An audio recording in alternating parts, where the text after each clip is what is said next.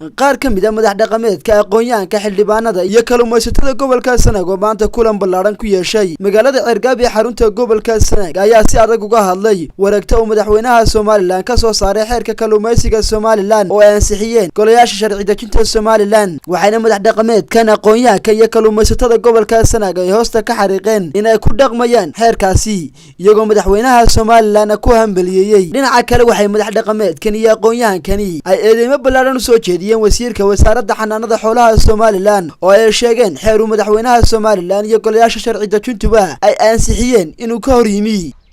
ka bax baan leenahay wareegtada madaxweynaha aqbal la madaxweyne labaad ma tiidee wasiir waxaanu ku leenahay wareegtada madaxweynaha dhaqan gali ha dhaqan gasho kalluumaysiga soo ah waa maqlayseen ayaabahan in xeer lagu soo saaray kalluumaysiga madaxweynaha ansixiyay horta taa waa ugu habalyeeynaa madaxweynaha hawshaas waa ugu habalyeeynaa waana ku baatay baan leenahay iyo baarlamaanka isku hawlay ee juhdiga galiyay iyo guurtidii labadii intii process uu marayba waa ugu habalyeeynaa waxaanu sareeyahay dalkii waa xidhay ummadii cunaqabatayn baa gobolka lagu hayaa rasmi ah cunaqabatayntii dee waxa maqasheen golayaasha soo maray madaxweyne soo maray inan baa yiri ma shaqeynayso oo iyanku waa kuma waa inan wasiira oo wasiirka kalluumaysiga ahay Sanaagna waa u dhashay waxaanu leenahay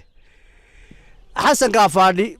iyo wasiirkii ka horeeyay xilka ka bedelay labadaasuba hadda waxay u dhasheen gobolka ninkii ka horeeyay dhahar u dhashay wuxuu gobolka deegaanka u qabtay waa loog yahay meel buuna ku intay Xasanna wuxuu yiri maydku haystuuro ها وعيني عند توصل لما قرريو توني ما سوق لي كرتو شعب كي ما شقيسان كرو شبك لما دغان كرو انت با حسن با لغا هيا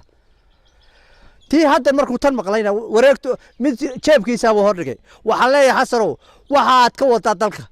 socon maayaan madaxweynaha uu sheegayna mayd iyo xiis iyo shalcow dhamaan waa furmayaan halkan ay makaanu ku hayno warqadii caynka ka hadlaysay ee uu saxay madaxweynaha jamhuuriyadda Soomaaliland iyo labada goleba hadii arintaas sida loo sheegay ay tahay oo ah in wasiirka kalluumaysigu ka hor yimi qoraalka noocaas ah waa xaraan de wasiirnimadiisan marka sharci noqonayn ilaa madaxweynihii isaga idmaday baa saxay iyo baarlamaankii ansixiyay baa saxay haday taasi jirto marka arintaasi waxay la tahay inaanay sax ahayn inuu wasiirnimo ku sheegtay la ogaayo kalluunkii iyo waxa soo dhan waana laga joojay mid yar bay ku soo ururtay oo indha toosliina wati laga daba yimi bari dhaweyta waxa noo yimi barasaabka gobolka Sanaag Maxamed Axmed Caalin Tiimbaro wuxuu noo sheegay in dawladdu ay u ogolaatay kalluumaysigii in la fasaxay oo la rabo inay doonidu xeebta timaado oo loo miisaamo xanuun iyo kulayl iyo xumo taabatay arintaas oo kaga dhacday magaaladu gobolku markii hore wuxuu ka xidhnaa dusha waa ka xidhnaa haddana wuxuu ka xidhmay dhinacii badda sanadkii hore dabayaaqadiisii xagaagii hore ayaa waxa laga xidhay shirkadihii ka kalluumaysanayay degmooyinka xiis mayd shalcaw laas qoray inaanay waxba guran karin kalluunkii baa u soo hadho kalluunkiina hadda cunaha lagu dhigay waxa la soo mariyay golaha guurtida